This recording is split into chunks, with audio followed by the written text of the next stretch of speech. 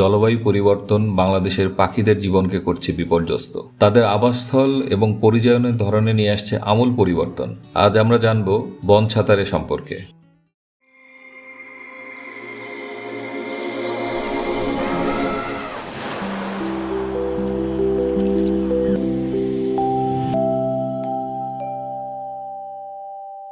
বাংলাদেশের গ্রাম, কৃষিজমি কিংবা গ্রামীণ বনে শোনা যায় এক তীব্র কিচিরমিচির শব্দের।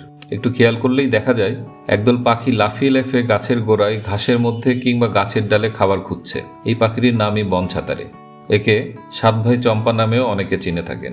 বনছাতারের বৈজ্ঞানিক নাম আর্গিয়া স্ট্রিয়াটা। এটি বাংলাদেশে সহজেই দেখা মেলে এমন এক আবাসিক পাখি। এর ধূসর শরীর, ফ্যাকাশে রং আর দলবদ্ধ আচরণ দেখে একে সহজেই চেনা যায়। এই পাখিটি সাধারণত পরিবারের সাথেই থাকে, আর এজন্য একে অনেকে সাত ভাই ছাতারে বা সাত ভাই চম্পা নামে ডেকে থাকেন। এই পাখিটি মানুষের কাছাকাছি বসবাস করতে পছন্দ করে। গ্রামীণ ঝোপঝাড়, বাগান, বেড়া, ঝোপবন আর বাঁশবনে এদের দেখা মেলে। নিচু সবুজ জায়গাগুলোই তাদের আশ্রয়, বাসা বাঁধার স্থান আর খাবারের উৎস। ঝোপঝাড় এবং নিচু গাছপালার উপর নির্ভরশীল এই আবাসস্থলগুলো অনেক সময় অবহেলিত হলেও ছোট পাখিদের জন্য অত্যন্ত গুরুত্বপূর্ণ। বনছাতারে পোকামাকড়, শস্যদানা, বীজ, ফল এবং মানুষের খাবারের উচ্ছিষ্ট খেয়ে থাকে। গুবরে পোকা, শুঁয়োপোকা এবং অন্যান্য ক্ষতিকর পোকা খেয়ে এরা কৃষিজমি এবং বাড়ির বাগানের ভারসাম্য রক্ষা করে। তবে জলবায়ু পরিবর্তন আর সব প্রাণের মতো বনছাতারের জীবনের উপরেও বিরূপ প্রভাব ফেলছে। তাপমাত্রা বৃদ্ধি, অতিবৃষ্টি কিংবা অনাবৃষ্টি বনছাতারের আবাস ও প্রজননের উপর প্রভাব ফেলছে।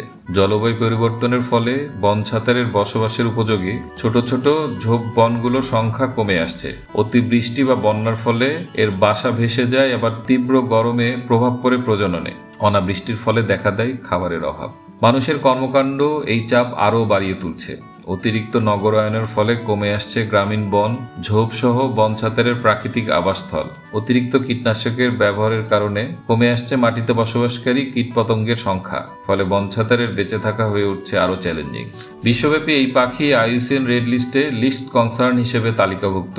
কিন্তু বাংলাদেশের জলবায়ু পরিবর্তন এবং আবাসস্থল যেভাবে ধ্বংস হচ্ছে, তাতে অদূর ভবিষ্যতে এই পাখি সংকটে পড়বে তা বলে দেওয়া যায়। বনছাতারে কেবল একটি পাখিই নয়, বরং এটি আমাদের গ্রামীণ প্রতিবেশের অংশ।